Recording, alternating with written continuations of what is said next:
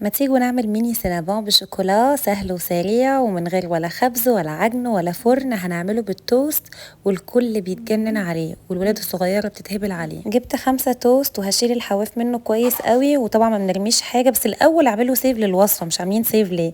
هعمل بقى الحواف دي بقسماط، هفرمها واعملها بقسماط، وهفرد بقى التوست بالشكل ده يبقى سمكه رفيع كده. تمام، عملت ال5 نفس الكلام. وبعد كده دلوقتي هدهنه بالشوكولات دي مش مقاطعه، واهم حاجه لما احط التوست ادوس كده بايدي كويس قوي كده، وبعد كده افرده بقى بالشوكولات. تقدروا تعملوا برده خليط السينابون اللي هو زبده سايحه وسكر وقرفه، وممكن تدهنوه بقى بينت باتر، ممكن اي حاجه انتوا عايزينها.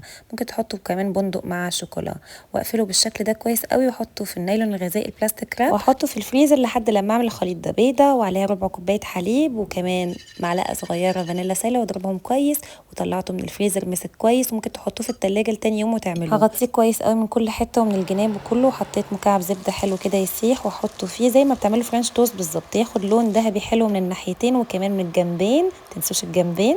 وبس كده هطلعه في طبق واقطعه. بس وانا بقطعه للاسف كنت فاكره انا بصور، طلع ما صورتش. غرقته بقى في صوص كراميل، ممكن تحطوا كمان صوص شوكولا، وحمصت شويه عين جمل وكسرته كده. مش قادره اقول لكم بتتخطف بتتنسف، طعمها يجنن. جربوها، بون ابيتسي، وما تنسوش تتابعوني انا وشو حلو.